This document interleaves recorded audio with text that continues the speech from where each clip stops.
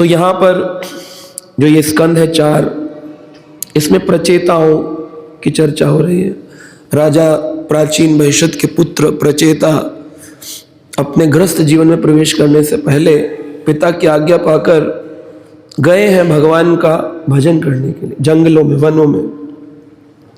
तो जब उन्होंने भगवान का भजन किया, उनकी मुलाकात शिव जी से हुई। शिव जी ने उन्हें भगवान के भजन की महिमा बताई। शिव जी स्वयं बोले भगवान का भजन करो, इससे उत्तम और कोई रास्ता नहीं। जिसको हमने भागवत में इसके 24वें अध्याय में रुद्र गीत के नाम से जाना। 4थे स्कंद में रुद्र गीत, रुद्र भगवान शिव ने भगवान कृष्ण का गीत गाया है। जैसे भगवत गीता, उद्धव गीता, व्याध गीता, बहुत सारी गीताएं हैं, अलग अलग लोगों ने अलग अलग भगवान के गीत गाए हैं। तो शिव जी की गीता को रुद्र गीत कहते हैं, रुद्र गीता या गीत, दोनों में से। तो जब वो समझ गए, भगवान का दर्शन पाए, तो प्रचेताओं ने भगवान की प्रार्थना करी है। क्या प्रार्थना करी है? तो आज के श्लोक में असो एव वर अस्माकम, हमें आपसे एक ही वर की कामना। वर समझते हैं? आशीर्वाद, वरदान, वर का दान, वरदान, वर का दान, वरदान। आदमी कहता मुझे वरदान दे दो, वर का दान, वरदान। तो वर देने वाला शक्ति किसमें है? भगवान में। उनके जो हाथ है उसका नाम ही है वरदहस्त। ठाकुर जी के हाथ का नाम है वरदहस्त। किसी को ड्रामा में लेके आओ और बोलो तुम्हें कृष्ण बनना है, अगर मैं आप में से कहूं आपको कृष्ण बनना है, विष्णु बनना है, या किसी माता जी को बोलो आपको आज लक्ष्मी जी का रोल करना है, तो जैसे ही मेकअप होगा उसके बाद हाथ कैसे हो जाते हैं? कैसे होते हैं? ऐसे हो जाते हैं ना। ठाकुर जी का हस्त है वरदहस्त, ये हाथ ही है वरदान देने के लिए बना है, वरदहस्त है उनका। और वरदहस्त के कारण ही ठाकुर जी का एक नाम है वरदराज, वरदान देने वाले राजा है। उनसे उत्तम कोई राजा नहीं हुआ। अगर आप जाएंगे दक्षिण भारत में एक मंदिर है,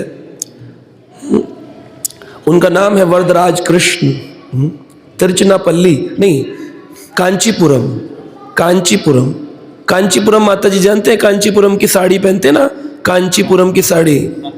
प्रभु जी ज्यादा हाँ हाँ कर रहे हैं, साड़ी लाकर देते होंगे ना। तो कांचीपुरम जो है, कांचीपुर, ये वैष्णवों का बहुत बड़ा केंद्र है कांचीपुर। वहां भगवान है, उनका नाम है वरदराज कृष्ण। उनका एक हाथ ऊपर है और एक हाथ नीचे, ऐसे बांसुरी नहीं पकड़ी वहां पे। ऊपर वाले हाथ पे लिखा है मां शुचः, डरो मत, और नीचे वाले पे लिखा है शरणम व्रजः, डर तुम्हारे जीवन से खत्म हो जाएगा अगर तुम शरणम व्रजः। तो किधर शरणम करना है? भगवान बोल रहे मेरे चरणों में। बोल फिर क्या होगा?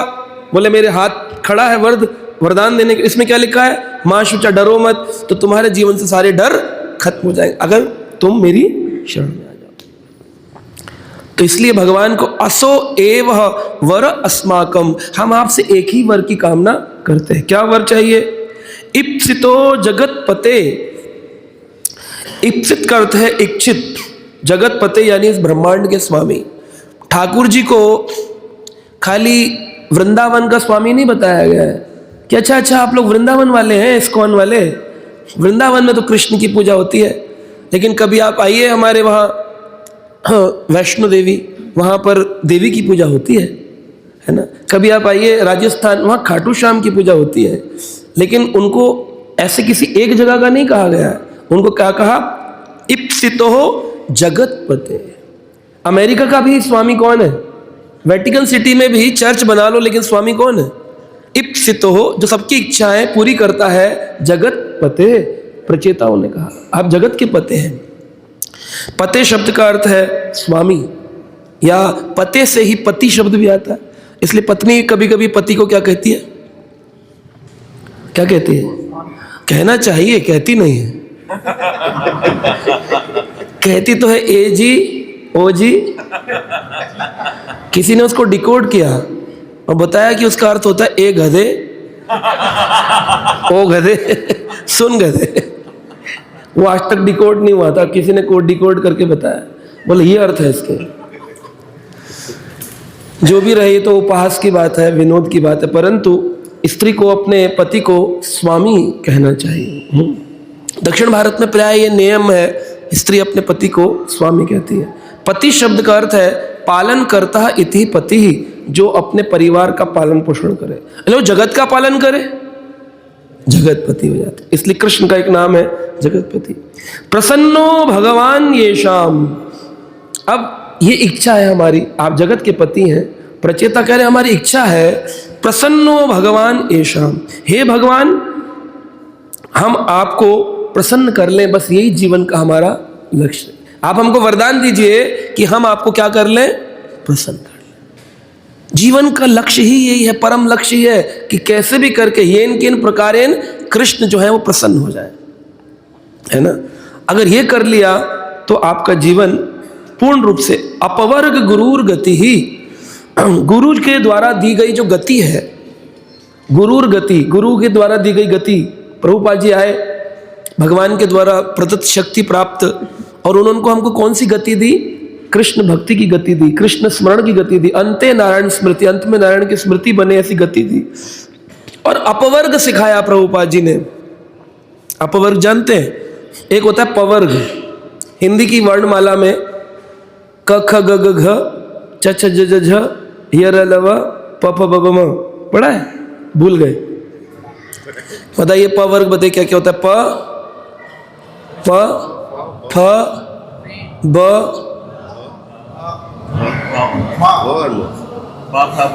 भ फिर म, 5 है, प फ ब भ म। हाँ देखो कहाँ ले जाना पड़ रहा है आपको, हमको है प्रारंभ में जो सीखे थे बचपन में वो सिखाना पड़ रहा है। तो प से है परिश्रम, पूरा जीवन व्यक्ति परिश्रम करता है कि जैसे भी करके मेरे जीवन में मैं सुख प्राप्त करूं, लेकिन भगवान कृष्ण परिश्रम को मना करते हैं, परिश्रम को मना करते हैं। आप कहेंगे ऐसा कैसे, कहाँ मना कर दिया भगवान ने। हर व्यक्ति को देखो तो परिश्रम करने के पीछे भाग रहा है, बस कैसे भी करके मैं जो हूँ परिश्रम करूँगा, मेहनत करूँगा और उसके बाद में सब कुछ अपना साम्राज्य बना लूँगा। तो परिश्रम करने के लिए, एंडेवर्स करने के लिए मना किया गया है। परिश्रम, परिश्रम करने से फेन उत्पन्न होता है। फेन यानी मुंह में झाग आते हैं, रात दिन भाग रहे दौड़ रहे, पसीना निकल रहा है बाइक के ऊपर, कैसे कैसे शरीर से जैसे झाग आता है पानी का, वैसे झाग निकल रहा है शरीर से। और ब से जीवन में इतना सब करने के बाद भी जीवन व्यर्थ हो जाता है, बदनामी मिलती है। कोई ये नहीं कहता अरे तुमने मेरे लिए बहुत किया, बहुत करने के बाद भी व्यक्ति यही कहेगा तुमने हमारे लिए किया ही क्या। और उसके व्यर्थ हो जाने के बाद फिर भय बन जाता है। अगर किसी के पास धन अधिक हो तो भयभीत रहता है, कोई मेरा धन चुरा ना ले। जिसके पास नहीं है वो भयभीत रहता है कि कल कैसे होगा, कल रोटी कैसे खाएंगे, कहाँ से आएगा, जॉब कहाँ करें, बिजनेस क्या करें, कौन सा मकान बनाए। जिसका नहीं बना है उस भय में है, जिसका बन गया है वो दूसरे भय में, पर सब भय में है। और ऐसा करते करते मृत्यु आ जाती है। तो इसको कहा पवर्ग, ऊपर से नीचे आ रहे हैं, परिश्रम, फेन, व्यर्थ, भय, मृत्यु। अब करना क्या, प्रभुपाद जी कह रहे हैं यू टर्न, इसको पवर्ग में अपवर्ग कर दो, इसको नीचे से ऊपर ले जाओ वापस। वो कैसे हो सकता है, वो केवल और केवल गुरु की कृपा से हो सकता है। गुरूर गति ही, शिक्षक के द्वारा। गुरु को यहाँ पर प्रभुपाद जी बोल रहे हैं शिक्षक, जो भी आपको शास्त्रों की शिक्षा देता है वह शिक्षक आपको यही गति सिखा रहा है, अपवर्ग हो जाओ। और अपवर्ग का लक्ष्य क्या है, प्रसन्नो भगवान, हे भगवान आप कैसे प्रसन्न होंगे। भगवान को प्रसन्न करने के लिए बताया गया है, कुछ नियम दिए गए हैं, ये अवश्य व्यक्ति को पालन करने चाहिए। भगवान ने भगवत गीता के अंदर अनेकों स्थानों पर बताया कि मैं कैसे प्रसन्न होता हूं, कई जगह बताया। लेकिन मुख्य रूप से प्रभुपाद जी बताते हैं कि भगवान को प्रसन्न करने के लिए 12वां अध्याय भगवत गीता का, उसमें भगवान कह रहे स में प्रिय, यह मेरा प्रिय है। कौन प्रिय है, कौन मुझे प्रसन्न कर लेता है, जो इन नियमों का पालन करता है। कौन कौन से नियम बताए गए। पहला, जो व्यक्ति हरे कृष्ण महामंत्र का जप करता है, ये भगवान को अत्यधिक प्रसन्न कर लेता है, क्योंकि कलयुग में भगवान और भगवान के नाम में कोई भेद नहीं। कली काले नाम रूपः कृष्णस्तु अवतार। तो भगवान को ढूंढने जा रहे हैं लोग, लेकिन भगवान कहाँ है? नाम के रूप में विराजमान। हमारे जीवन का लक्ष्य क्या है? नाम के माध्यम से भगवान की प्राप्ति। जप कर रहे जप कर रहे जप कर रहे जप कर रहे, एक दिन मुझे कृष्ण भी मिलेंगे। ये सही है? सही है या गलत है? हम जप करते हैं, प्रभु के मंदिर आते, क्यों? एक दिन मुझे प्रभु दर्शन तो दे रहे हैं कि नहीं दे रहे हैं? ये जो खड़े अंदर अभी खुलेंगे दर्शन नहीं, ये जो सामने विग्रह क्या है? पत्थर। कौन है? तो फिर आप कौन सी रेस में लगे कि एक दिन मुझे भगवान दर्शन देंगे? मन में आता है ना, ठाकुर जी दर्शन कब देंगे? बहुत दिन हो गए आपको इतने दिन हो गए, दर्शन कब देंगे? श्री श्री राधा माधव ललिता विशाखा सीताराम लक्ष्मण हनुमान पंचतत्व गौर निताय की जय। तो दर्शन देंगे तो साधन करके साधक साध्य की प्राप्ति करना चाहता है। साधक साधन करके साध्य की प्राप्ति, साध्य समझ रहे हैं? लक्ष्य, और साधन रास्ता, और साधक वो व्यक्ति। तो साधक साधन करके साध्य की प्राप्ति करना चाहता है, लेकिन साध्य ही साधन है। साध्य ही साधन है।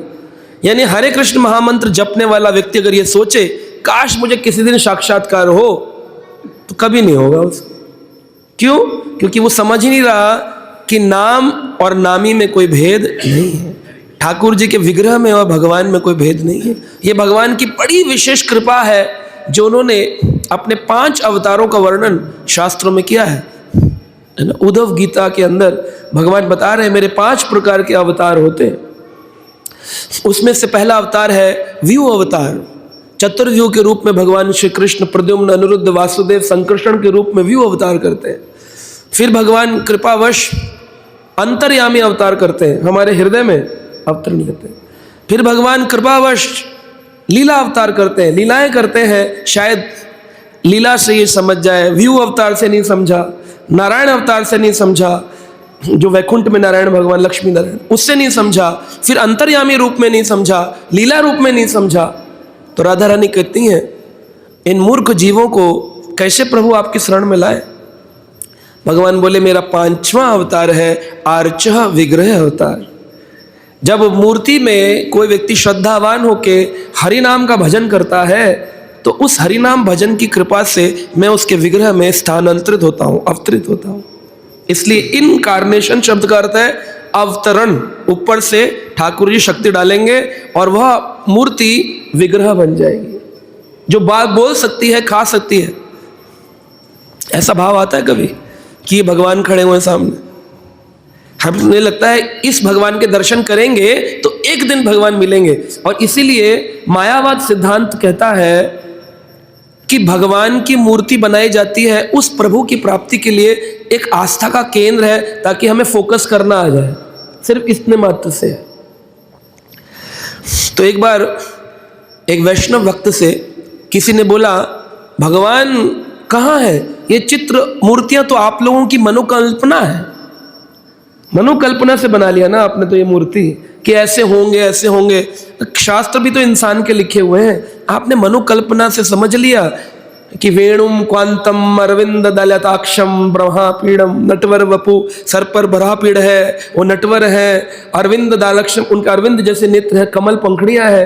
वेणुम क्वांतम, अपने हाथ में वेणु पकड़ते हैं। अलग अलग श्लोकों से आपने ये निश्चय निकाल लिया कि ठाकुर जी ऐसे होंगे। लेकिन ये है भगवान, इस बात का क्या प्रमाण है? तो वैष्णव जो थे वहां पर देखा, पुराने जमाने में घरों में फोटो टंगी होती थी, पिताजी की, दादाजी की, परदादा की, पर दादा की, ऐसे फोटो लगाते थे लोग। तो जो पर दादा थे बोले ये कौन है? बोले हमारे पर दादा है। कह रहे आप इनसे मिले हैं? कह रहे नहीं मिले तो नहीं, जब हमारा जन्म हुआ तो जा चुके थे।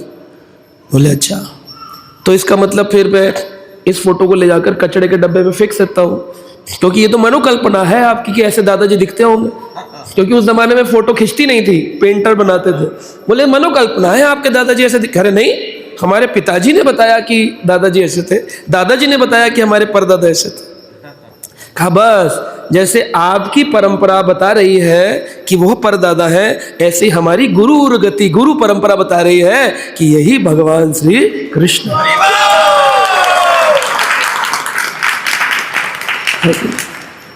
है कि नहीं। तो फिर दूसरे व्यक्ति ने बोला अरे ठीक है, मैंने मान लिया कि ये भगवान आप कह रहे हैं कि आपने बताया, लेकिन ये तो चित्र है ना, केवल ये तो चित्र है ना, ये भगवान तो नहीं है ना। या क्या क्या चित्र खा सकता है, क्या चित्र बोल सकता है? तो उन्होंने कहा अच्छा ठीक है। तो उसने ना थू ऐसे करे परदादा की फोटो पे थूक दिया। ये क्या किया आपने, हमारे परदादा पे थूक दिया। कहां परदादा पे थूका, ये तो चित्र है ना, ये तो चित्र है ना। खैर चित्र क्या होता है, यही तो हमारे परदादा है। खैर तुम्हें जो एक भौतिक संसार का व्यक्ति है उस पर तुम्हारी इतनी अटैचमेंट है कि ये मेरे परदादा है, और यहाँ पर जो सच्चिदानंद विग्रह है, स्वयं आर्चा विग्रह अवतार है, उस पर हमारी कोई श्रद्धा नहीं, तुम कह रहे हो मूर्ति है। शांत बोले मुझे क्षमा करिएगा मेरी दृष्टता पर, परंतु मैं आपको शिक्षा देना चाहता हूं। तो भगवान को प्रसन्न करने का तरीका जब आए, स्तुति गान करें भगवान के आगे। ये भगवान का आचार्यों ने बताया, पहला भगवत नाम का जप करने से प्रभु प्रसन्न होते हैं, क्योंकि उनमें और उनके नाम में कोई भेद नहीं। दूसरा, भगवान के आर्चा विग्रह की सेवा करने से भगवान प्रसन्न होते हैं। तीसरा, भगवान बड़े प्रसन्न होते हैं जब भगवान का भक्त भगवान के बताए गए धर्मों का पालन करता है। धर्मम तो साक्षात भगवत प्रणीतम, इस धर्म को भगवान ने बनाया। घर में कोई धर्म नहीं बनाया जाता, सबके घरों में अलग अलग धर्म होते हैं। लोग बोलते हैं मैं इस धर्म का हूं, उस धर्म का हूं, उस धर्म का हूं, उस धर्म का हूं। लेकिन कोई भी धर्म हो, 1400 साल पुराना धर्म हो, हजारों साल पुराना धर्म हो, 2500 साल पुराना धर्म हो, लेकिन सभी धर्म का जन्म काल आपको मालूम है कि नहीं मालूम है? बर्थडे मालूम है? 1400 ईयर्स बैक हिजरी कैलेंडर आया, 2500 साल पहले बुद्धिज्म आया, आपको पता है सब। तो जिस भी चीज का जन्म होता है उसकी मृत्यु, जातस ही ध्रुवम मृत्यु, जिस भी चीज का जन्म हुआ है उसकी मृत्यु भी निश्चित है। लेकिन सनातन धर्म का काल बताओ, कौन से काल में सनातन प्रकट हुआ, कब हुआ? आदमी बोले 5000 साल पहले गीता हुई। भगवान कृष्ण कह रहे हैं करोड़ों वर्ष पूर्व मैंने ये ज्ञान किसको दिया था?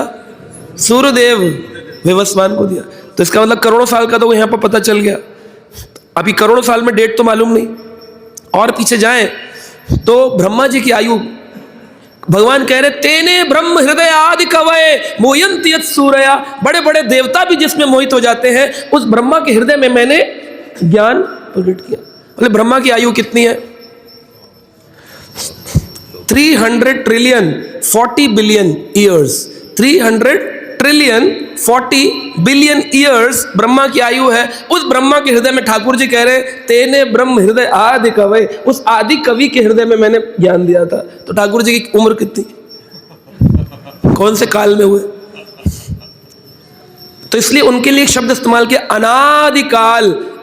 अनादि, आदि अनादि, आदि अनादि शब्द का अर्थ है जिसके प्रारंभ का मालूम नहीं और जिसके अंत का मालूम नहीं, क्योंकि जिसका जन्म है उसका अंत है। केवल सनातन ही एक ऐसा धर्म है जिसका जन्म का काल नहीं मालूम, तो उसका अंत कैसे होगा? लोग बोलते सनातन का अंत हो जाएगा अगर आप लोगों ने वोट नहीं दी तो। अरे कैसे हो जाएगा? जिसका जन्म नहीं हुआ उसका अंत नहीं हो सकता है। अनादि आदि अनादि गोविंदम सर्व कारण कारणम, ये सदा विराजमान रहेगा। ये भगवान का धर्म है। इस धर्म का पालन कर, धर्मम तो साक्षात भागवत प्रणीतम, और इस धर्म के नियम स्वयं भगवान ने रचे हैं, जिसमें कोई बदलाव नहीं कर सकता कि भाई हमारे घर में तो ऐसा माना जाता है, हमारे घर में, तुम्हारे घर में माना जाता है, लेकिन भगवान के इस ब्रह्मांड अखिल ब्रह्मांड के घर में उनके नियम ही माने जाते हैं। तो धर्म का पालन करना है। फिर बताए गए धर्म के पालन के नियम ठाकुर जी कह रहे हैं, चौथी चीज है अहिंसा का पालन करना। हिंसा नहीं करनी है। हिंसा का मतलब ये नहीं होता है कि मैं किसी को मारूंगा नहीं, काटूंगा नहीं, पीटूंगा नहीं, खाऊंगा नहीं नॉनवेज, तो मैं बड़ा अहिंसक व्यक्ति हूं। अहिंसक शब्द का अर्थ है, कृष्ण कहते हैं भगवद गीता में कि तुम्हारे से किसी के अंदर उद्विग्न भाव नहीं आना चाहिए, किसी जीव में। जीवमान प्राणी में भी। बंदर बैठा हुआ है पेड़ के ऊपर, आप खड़े देख रहे हैं, बंदर है, हट, बंदर से डर गया। कुत्ता चल रहा है रोड पर, आपने कहा आपने किसी भी जीव को उद्विग्न कर दिया अपनी क्रिया से, तो वो हिंसा है। ये हिंसा बताइए। अनुद्वेग्यम करम वाक्यम सत्यम प्रियहितम च यत् स्वाध्याय अभ्यासेन च एवा वाङ्मयी तप उच्यते। भगवान कृष्ण ने गीता में कहा 17वें अध्याय में, अनुद्वेग्यम करम वाक्यम, ऐसी बात मत बोलो जो किसी के हृदय में उद्विग्नता प्रकट कर दे। कोई मोटा तुमको दिख रहा है कि वो मोटा है, लेकिन आपने उसे कह दिया, अरे आजकल लगता है महाप्रसाद तुम्हारे घर ही जा रहा है सारा मंदिर का। कह रहे नहीं प्रभु जी, फिर ये गोवर्धन कैसे? उस टाइम तो मजाक करके चला जाएगा, लेकिन उसको दुख तो लगेगा। अनुद्विग्यम करम वाक्यम, आपके वाक्य किसी को उद्विग्न प्रदान कर रहे हैं। नहीं नहीं, सत्यम प्रिय हितम चयत, तो बोले हमने तो सत्य बोला है, हमने तो सत्य ही बोला है, इतना बड़ा पेट लेकर घूम रहा है। अरे माता जी का हो तो डिलीवरी टाइम पूछ ले, प्रभु जी का कैसे पूछे? तो उसको व्यक्ति को आपने ऐसा बोल दिया तो वो सत्य है, मान लिया, लेकिन उसका सत्यम प्रिय हितम चा, वो प्रिय होना चाहिए। सत्यम बुरियात प्रियम बुरियात न बुरियात अप्रियम सत्यम, वह बोलो जो सत्य हो, लेकिन वह सत्य मत बोलो जो प्रिय ना हो। सारा झगड़ा इस चीज का है संसार में। पत्नी आ गई पीली साड़ी पहनकर और काले रंग की है, रंग उसको मिला है और शरीर से स्वस्थ है यानी मोटी है, और पति आकर के बोले कैसी लग रही हूं मैं? अब वो सत्य बोले कि पीली सरसों में भैंस खड़ी वैसी लग रही हो। तो फिर उसी समय महाभारत उसे क्या बोलना पड़ेगा? अरे ये पीली साड़ी तुम पर बहुत जच रही है। सत्यम प्रियहितम च, प्रियहित सत्य बोलना होगा। तो विधि वाले का झूठ नहीं है, वह झूठ जो ग्रस्त जीवन को चलाने के लिए सहायक हो वो बोला जा सकता है। लेकिन उस झूठ का कारण आपका ये नहीं होना चाहिए कि मैं मदिरा पान करने गया था, मैं तो पीता नहीं हूँ, तुम जानती हो। दोस्त लोगों ने बोतल दी थी गिफ्ट में, मैं चल रहा था, घर आ रहा था कि किसी को दे दूंगा, पीछे से गाड़ी वाला कह रहा था पी पी पी, तो मैंने पी ली। तुम तो जानती हो मैं पीता नहीं हूँ। तो ये सत्य नहीं है, ये असत्य है, इसका सहारा नहीं लेना है। लेकिन हाँ, स्त्री जैसी भी लगे, खाना कैसा भी बनाए, उसको ये कह देना ना ना बहुत स्वाद है, कल से थोड़ा नमक वगैरह ठीक करोगी तो और अच्छा हो जाएगा, ये ठीक है। इतना झूठ है लेकिन ये घर को चलाने के लिए ठीक है। तो बहुत बारीक लाइन दी गई है, कहाँ झूठ भी बोलना भागवत कहती है अलाउड है, लेकिन कितना बोलना है, कहाँ बोलना है, वो बोलना देखना पड़ेगा, उसका नियम है। उसके लिए गुरु की आवश्यकता है। अनुद्विग्यम करम वाक्यम सत्यम प्रियतम च वयत्, इसको कैसे करें ये बोला नहीं जाता जुबान से, हमारे निंदा के अलावा कुछ निकलता ही नहीं है। गुण गाना हो तो नहीं गाया जाएगा, किसी ने बहुत अच्छा प्रवचन दिया हो, बहुत अच्छा कीर्तन किया हो तो नहीं होगा कि प्रभु जी बहुत अच्छा, नहीं बोल पाएंगे, नहीं बोल पाएंगे। लेकिन किसी ने गड़बड़ करी हो, वो तुरंत उसके ऊपर दृष्टि जाएगी, अरे गलत किया है इसने, और तुरंत कहाँ भी टाइम देख करके या तो पब्लिकली बोल देंगे, नहीं तो समय लेकर के बोलेंगे अरे आप क्या गड़बड़ किए, प्रभु आपकी ट्रेनिंग, आपके टीचर कौन है? कह रहे उनसे सीख रहे। नहीं, मैं उनको बोलूंगा गड़बड़ है आपका। तो हम बुरा बोलने के लिए तैयार हैं, लेकिन गुण हमसे नहीं गाए जाएंगे। आप देख लो भक्तों में आपस में जो भी चर्चा हो रही है, उसमें कितनी बार दूसरे भक्तों के गुण की चर्चा हो रही है या अवगुण की चर्चा हो रही है। अपना स्वयं परीक्षण करिए, किसकी चर्चा ज्यादा है, गुण की कि अवगुण की? तो ये कैसे बदलेगा प्रभु? ये तो नियम, ये तो ऊपर से गड़बड़ हो गया ना। जब हम ठाकुर जी के दरबार से गिरे, इच्छा द्वेष समुत्थेन द्वंद्व मोहेन भारतः, जब ऊपर से गिरे तभी हमारे हृदय में द्वेष उत्पन्न हो गया। इच्छा द्वेष समुत्थेन, इस संसार की रचना ही द्वेष से हुई है। एटर्नल, जैसे धर्म सनातन है, द्वेष भी सनातन है, ऊपर से आ रहा है। तो भी जाएगा कैसे? बोले स्वाध्याय अभ्यासेन चैव। जितना श्रील प्रभुपाद के ग्रंथों को पढ़ेंगे, स्वाध्याय स्व अध्याय स्वयं अध्ययन करेंगे, स्वाध्याय स्वाध्याय अभ्यासेन, इसका अभ्यास करो, प्रतिदिन ग्रंथ पढ़ो प्रभुपाद जी के, गीता या भागवत चैतन्य चरितामृत, प्रतिदिन स्वाध्याय अभ्यासेन चैव वाङ्मयी तप उच्यते। ये जीव की सबसे बड़ी तपस्या है कि उसके मुंह में भर जाए गाली देने का मन, लेकिन निकले ना, निंदा करने का भाव आए लेकिन निकले ना, ये रुकेगा कैसे? स्वाध्याय अभ्यासेन। स्वाध्याय कैसे करना है? इसलिए प्रभुपाद जी ने भगवत गीता भागवत की क्लास में बोला श्लोकों का उच्चारण करिए। जितना जितना वैदिक श्लोक को आप बोलेंगे उतना उतना आपकी जीव की तपस्या है। ये भूखा रहना तो तपस्या है ही है, व्रत करते हैं तो भूखा रहते हैं, जप करते हैं ये भी तपस्या हिलती है अधिक, लेकिन श्लोक उच्चारण करने से इस जीव में, अगर आपकी गलत बोलने की आदत है, गालियां देने की आदत है ना, तेरी तो इस तो, वो सब खत्म हो जाती है अगर आप श्लोक बोलते हैं। इसलिए प्रभुपाद जी ने नियम बनाया, प्रतिदिन भागवत का श्लोक उच्च स्वर में सारे लोग बोलेंगे, हरि नाम उच्चारण करेंगे जोर जोर से। इससे क्या होगा? अभ्यास करने से हमारी जीव की तपस्या हो जाएगी और हम ऐसी भाषा बोलना बंद कर देंगे जो किसी को उद्विग्न करती हो, परेशान करती हो। तो ये धर्म प्रभुपाद जी ने दिया। फिर आगे कह रहे हैं सेल्फलेस सर्विस, निष्काम सेवा करो। अब ये शब्द तो हम बहुत बार सुनते हैं, लेकिन कोई भी कर्म करने से पहले हमारा उसमें भाव जुड़ जाता है, इसका फल क्या होगा? फल की कामना से तो करते हैं कि नहीं? आज कुंभ मेले में कितने लोग पहुंच गए? 52 करोड़, कोई 44 करोड़, कोई 45 करोड़, जो भी कह रहा है। प्रतिदिन करोड़ों लोग स्नान कर रहे हैं। किस लिए गए वहां पे? कोई पाप धोने के लिए, कोई कह रहा है पुण्य प्राप्ति के लिए, पर किसी न किसी कारणवश गए ना। इसमें निष्काम कहाँ हुए? निष्काम होके मैं दिन रात गाऊं गोविंद दामोदर माधवेती।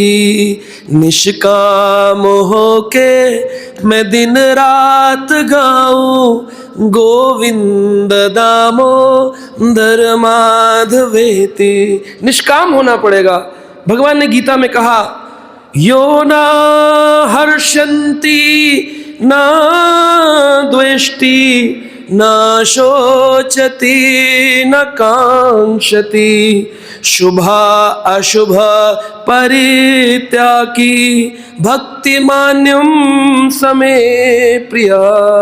वो भक्त मुझे बहुत प्रिय है जिसमें ये गुण हो जाएंगे। निष्काम गुण कौन से? यो न हर्षति, जो किसी चीज की प्राप्ति पर ज्यादा हर्षित नहीं होता। 99 बोर्ड में बच्चे के आ गए, माता पिता कह रहे यस हमारी मेहनत ने फल दिया। तुमने कहा किया? वो तो उसकी कृपा है।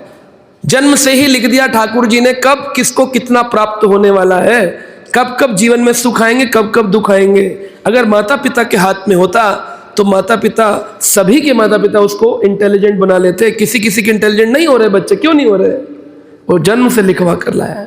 यो ना हर्षति ना द्वेष्टि, जो किसी के प्रति द्वेष नहीं रखता, ना शोचति ना कांक्षति, ना ही वो बहुत ज्यादा रोता है किसी चीज के चले जाने पर। हाय हाय वो मेरा ना हुआ, हाय हाय वो मुझे ना मिला, हाय हाय काश मुझे ऐसे हो जाता, हाय हाय। न शोचति, शोचति का मतलब सोचना नहीं है, सोचति का मतलब है लेमेंटेशन, रोना।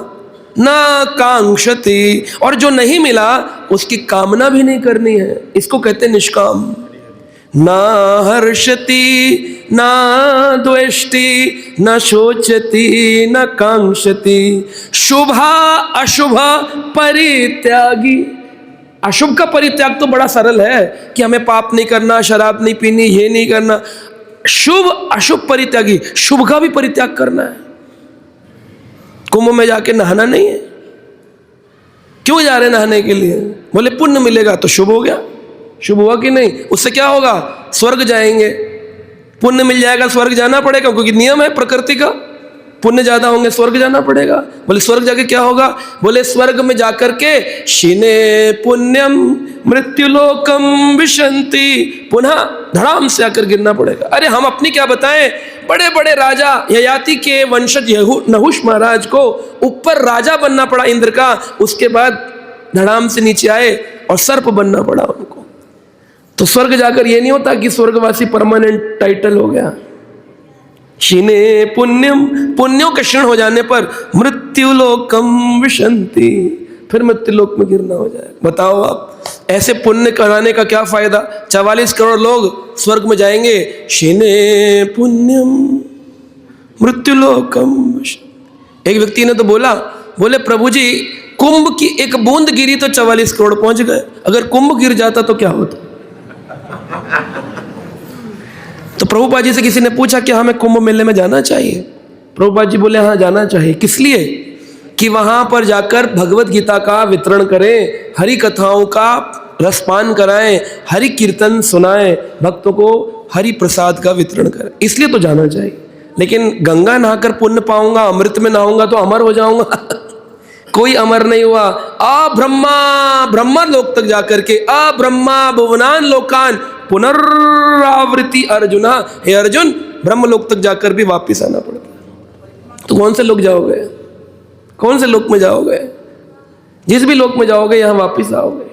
इसलिए निष्काम होकर दिन रात गाओ गोविंद दामोदर मात, ये ठाकुर जी को प्रसन्न करता है।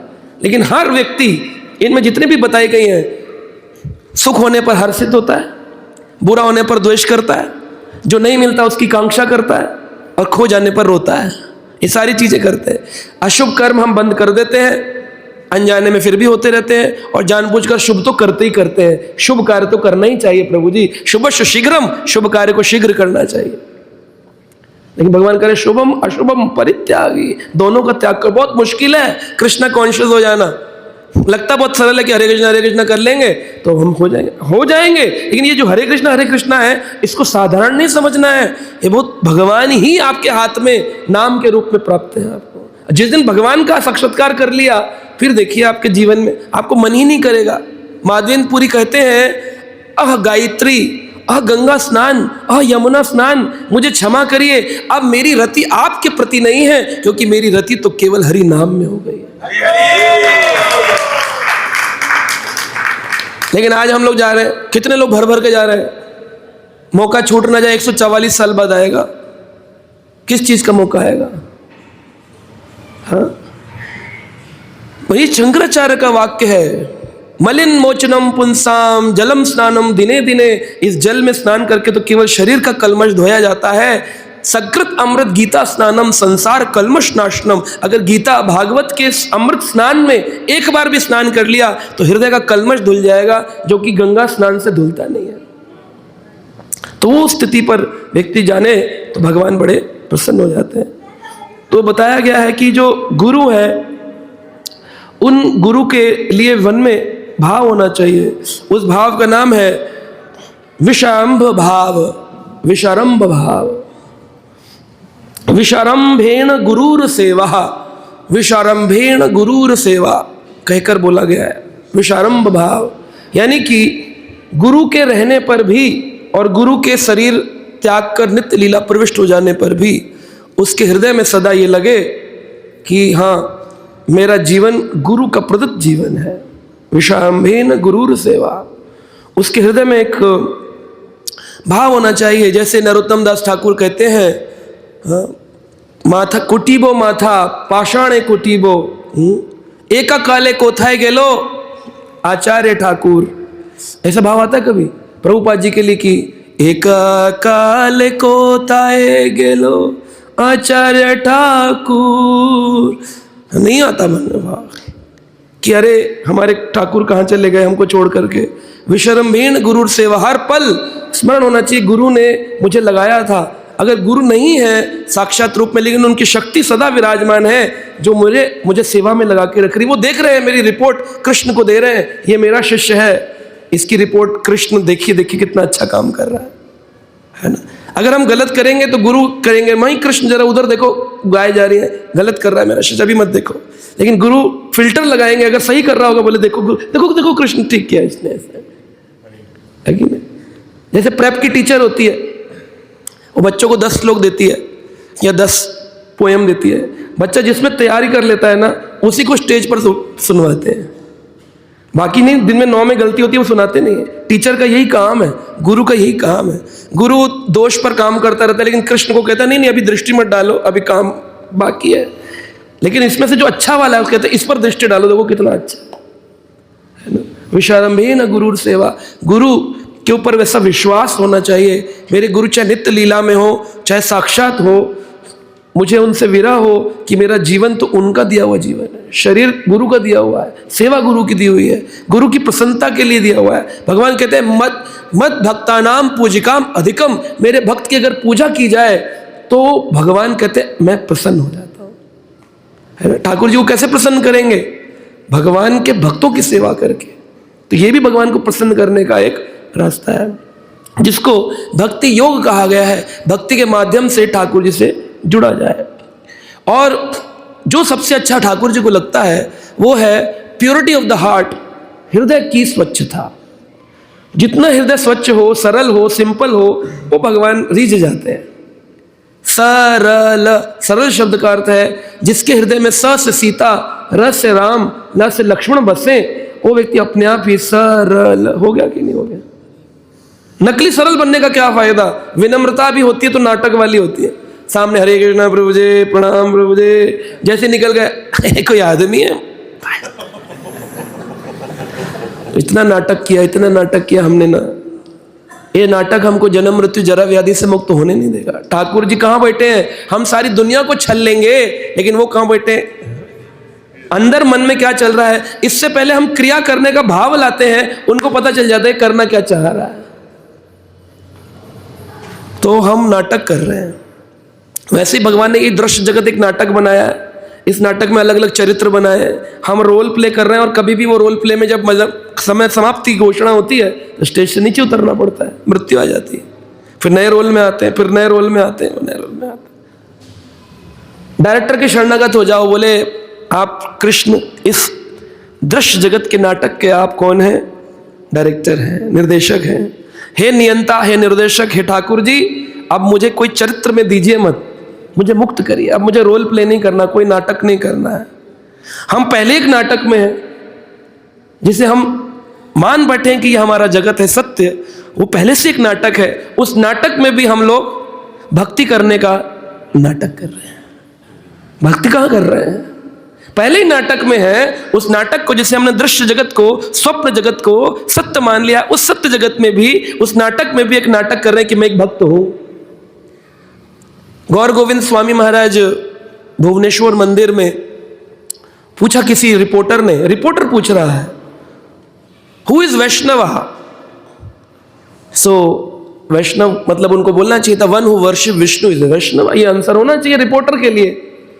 तो गौर गोविंद स्वामी महाराज कह रहे हैं वैष्णव मतलब है सिंप्लिसिटी, सरलता ही वैष्णवता है। तो उसने रिपोर्टर ने पुनः प्रश्न किया, Swami ji what do you mean by simplicity? सरल होने का अर्थ क्या है? तो गौर गोविंद स्वामी कह रहे हैं सरल होने का अर्थ है कि बच्चे जैसा हो जाना है, बी लाइक अ चाइल्ड, बच्चे जैसा हो जाना। बच्चा कैसा होता है? कोई रोषपूर्ण दोषपूर्ण दृष्टि रखता हुआ रोष व्यक्त करे, क्रोध व्यक्त करे, मार दे, पीट दे, डांट दे, फटकार दे, माता पिता ही, बच्चा कहता है मुझे घर छोड़कर जाना, मैं नहीं रहूंगा यहाँ पे, मम्मी गंदी, बाबा गंदे, रो रहा होता है। 5 मिनट बाद ही गुलाब जामुन कर तुम्हारे लिए बनाए, आके बढ़े, अच्छा कितने दोगी मम्मी मेरे को? क्या देसी घी में बनाए? अच्छा, सो जाता है वहीं कंधे पर रखकर, सुबह उठता है भूल ही जाता है। आप खुद सोचिए आपके माता पिता ने कब कब आपको मारा है, वो आपको मार बार बार याद आती है क्या? कौन ऐसे मारा था, बदला लूंगा मैं माँ बाप से अपने, सोचते हो? Be like a child, simple बनना है, सरलता ही वैष्णवता है। कोई वैष्णव कुछ भी करे, कोई कुछ भी बोल दे, भूल जाओ सब कुछ, जो किया सो किया, मेरे ही प्रदत्त कर्म थे जो इस भक्त के द्वारा उतारे गए। हे प्रभु, हे कृष्ण, मैं बस इस भक्त के लिए कामना करता हूं कि चाहे ये मेरा निंदक ही क्यों ना हो, इसको कभी बीमारी ना आए, इसको कभी रोग ना आए, क्योंकि बीमारी रोग आएगा तो ये निंदा बंद कर देगा, ये निंदा बंद कर देगा, मेरी शुद्धि नहीं होगी। तो मेरी शुद्धि के लिए तो बेचारा इतनी मेहनत कर रहा है, बड़ा भगवान का कृपा पात्र है, इसके कारण मेरी शुद्धि हो रही है। तो उसके लिए मंगल कामना करना। तो एक होता है फॉरगेट, एक होता है forgive, and then third is pray. 3 stage में हम किसी के लिए प्रार्थना करते। पहला है फॉरगेट, किसी ने बुरा किया भूल जाओ। फॉरगेट के बाद फॉरगिव, क्षमा। फॉरगिव के बाद प्रार्थना, उसके लिए प्रार्थना करना कि इसकी यात्रा पूर्ण हो प्रभु, कहीं मेरे कारण, मेरे दोष जो इसको दिख रहे हैं उसके कारण इसकी यात्रा अधूरी ना रह जाए, ऐसा भाव।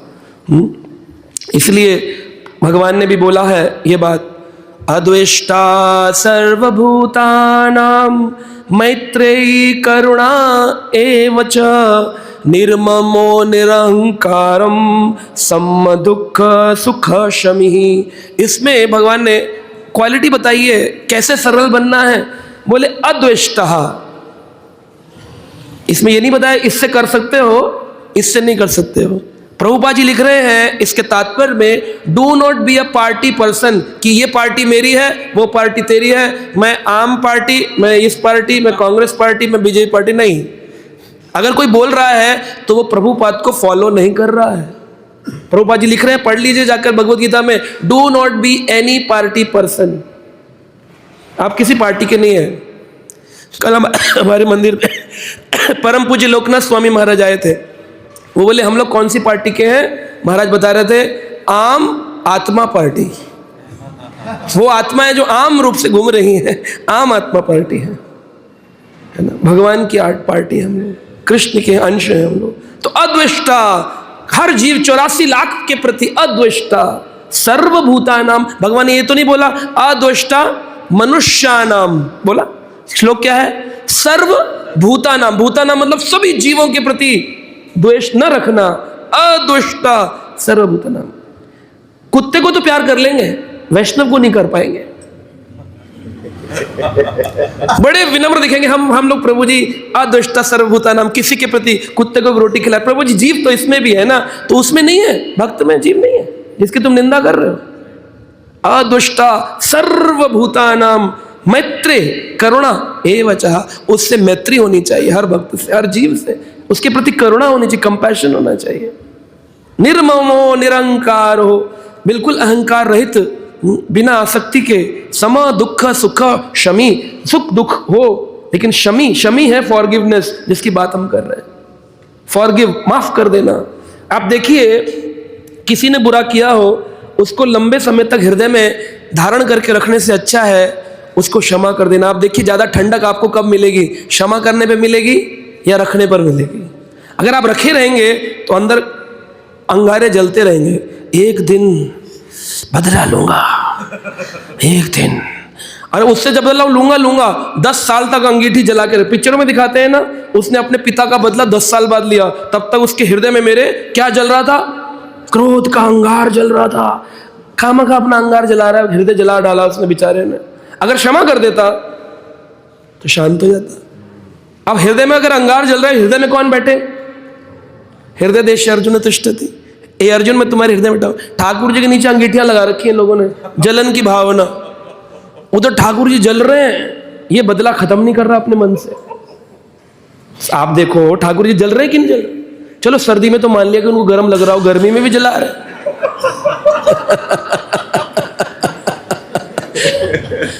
अदुष्टा सर्वभूतानाम, सबके प्रति प्रेम, प्रेम करुणा एव च, ये रख सके कोई व्यक्ति। निर्ममो निरहंकारो समा सुख दुख शमी, माफ कर दो। आप माफ करेंगे बहुत रिलैक्स हो जाता है एकदम। हाँ, आपने एक पानी का गिलास जिसमें 1 लीटर बड़ा जग दूध भरा हुआ है, उसको अगर ऐसे रखा तो कितनी देर ऐसे होल्ड कर सकते हैं आप? 1 लीटर दूध है जग में, कितनी देर ऐसे पकड़ के रख सकते हैं हवा में ऐसे? 1 मिनट। प्रभु जी 1 मिनट में हार गए। 1 मिनट 1 मिनट 2, और कोई है एक जो इतना रख सके? इसे बलशाली है कोई? इसे रखेंगे, अगर मान लो 1 घंटा रख लिया तो क्या होगा? वो नीचे रखने लायक नहीं रहेगा, हाथ ही पैरालाइज हो जाएगा उसका। तो बेटर है कि कोई भी चीज़ जो भार हो रही हो उसको क्या करना चाहिए, नीचे रख देना चाहिए। भाई कोई चीज़ वजन उठाने को दिया, बोले ये सिलेंडर उठा लो, ये थैला उठा लो, उसमें 25 किलो वजन है, आप नहीं उठा तो क्या करते हैं, रख देते हैं। जो आपसे सहा नहीं जा रहा, आपके हृदय में जलन उत्पन्न कर रहा है, दुख दे रहा है, उसको रख दो, छोड़ दो, त्याग दो, माफ कर दो, जाने दो। फिर आप देखो जैसे रखते हो कोई वजन वाली वस्तु नीचे रखते हो, रिलैक्स होता है हाथ, तो आपका हृदय रिलैक्स हो जाएगा एकदम से। लेकिन इसको अंदर कामना, और फिर तीसरा है मंगल कामना, उसके लिए प्रार्थना करना, ठाकुर जी इसकी यात्रा पूर्ण करो, मेरे कारण के अधूरा न रह जाए। आप देखिए बहुत आनंद अनुभव, बहुत आनंद। एक बार ट्राई करके देखिए, ना हो तो फिर दोबारा जला लीजिएगा अंगीठी, कोई दिक्कत नहीं है, लेकिन एक बार आप देखिए। इससे क्या होता है, प्रसन्नो भगवान, प्रचेता कह रहे हैं इससे भगवान प्रसन्न हो जाते हैं। और वही वरदान सबसे बड़ा है, जिस दिन ठाकुर जी प्रसन्न हो गए, निष्काम होकर दिन रात गाऊं। कामना नहीं रखनी है, शुभ अशुभ परित्यागी होना है, शुभ करने के लिए, दान देने के लिए शुभ नहीं करना है। जो कोई भी काम कृष्ण के लिए किया जाए, यत् करोषि यत् जहोसि यत् दशनासि यत् तपस्वसि कौन्त्वे तत् कुरुषु मद अर्पणम। वो ठाकुर जी के लिए किया जाए, उठूं तो उनके लिए, चलूं तो उनके लिए, खाऊं तो उनके लिए, तपस्या तो उनके लिए, तो वो निष्काम होता है। लेकिन कामना लगा लिया आपने कोई भी कि मैं 10 साल प्रीचिंग करी है, 10 साल सेवा करी है, फिर तो केशव मुरारी प्रभु अगला अध्यक्ष मैं बनूंगा, आप हटिए, बहुत दिन हो गए आपको। प्रभु जी कह रहे हैं ले लो ले लो। तो कामना रख करके नहीं होता है। कई लोग तो इसी बात का बुरा मान जाते हैं, हमको क्यों नहीं बना रहे हेड, हमको क्यों नहीं बना रहे हो, हमें इतने साल हो गए सेवा। तो आपने सेवा फल से की है या सेवा निष्काम करी है? अगर फल मान के किया तो वो पुण्य हो गया, अब पुण्य तो क्षीण होने पर मृत्यु लोग आ ही जाओगे। लेकिन निष्काम होकर करिए तो फिर फल की कामना ही मत करो, जो मिल जाए। और तो और क्या बताएं, प्रभुपाद जी इसमें लिख रहे हैं, भगवत गीता पढ़ लीजिएगा 12वें अध्याय में 13 नंबर श्लोक से 20 नंबर श्लोक तक आप पढ़िएगा इसके तात्पर्य को। प्रभुपाद जी लिख रहे हैं यहाँ तक कि धन कमाने के लिए भी प्रयासरत नहीं होना चाहिए। ऑटोमेटिकली डिवोटी के पास जो आ जाए, ज्यादा भी आ जाए तो कोई दिक्कत नहीं है, उसे ठाकुर सेवा में लगाना है, लेकिन प्रयासरत नहीं रहना चाहिए कि एक बिजनेस यहाँ, दूसरा बिजनेस वहाँ, फेन निकल रहा है, परिश्रम कर रहा है, फिर सुबह उठ के हरे कृष्ण कृष्ण, मन नहीं लग रहा प्रभु जी, हरे कृष्ण इतना मेहनत करने की आवश्यकता नहीं है। एकदम शांत चित्त रहो, जो आ जाए ठाकुर जी की कृपा से। थोड़ी बहुत मेहनत कर लो, 8 घंटे 5 घंटे 6 घंटे, बस। एक्स्ट्रा नहीं, एक्स्ट्रा एंडेवर नहीं। प्रयास तो करना है लेकिन अत्यधिक प्रयास नहीं करना है, ऐसा ना हो जाए। तो आप देखेंगे भगवान वो चींटी को कण भर देता है, वो हाथी को मन भर देता है, वो दया निधि सबकी सुध लेता है। आज तक भगवान कृष्ण का कोई भक्त भूखा नहीं रहा। ये अमरेंद्र हरि प्रभु कौन सी जॉब करते हैं, मैंने तो देखा नहीं कहीं ऑफिस जाते हुए, और आपसे ज्यादा प्रसाद पाते हैं दिन में 3 बार। प्रभुपाद जी तो बोले हमने इस्कॉन मंदिर खोला है, आप लोग आ जाओ मंदिर में सेवा करने के लिए, प्रसाद का अरेंजमेंट ठाकुर जी करेंगे। लेकिन हमसे वही तो नहीं किया जाता। उनके भरोसे हो जाना ही बहुत बड़ी मुश्किल है। यही भक्ति का भरोसा नहीं होता। हमें अपने पे तो भरोसा है, अपने रिश्तेदारों पे भरोसा है, लेकिन कृष्ण पर भरोसा नहीं है। और जो आ जाते हैं वो आनंद का जीवन जीते है कि? ठीक है, हरे कृष्णा। श्रील प्रभुपाद की, श्री राधा माधव की जय, श्री सीताराम लक्ष्मण हनुमान की जय, गौर निताय की जय।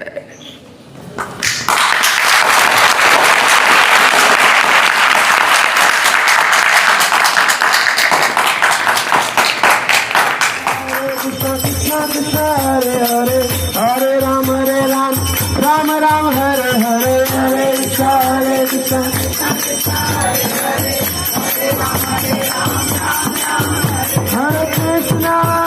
हरे कृष्ण कृष्ण कृष्ण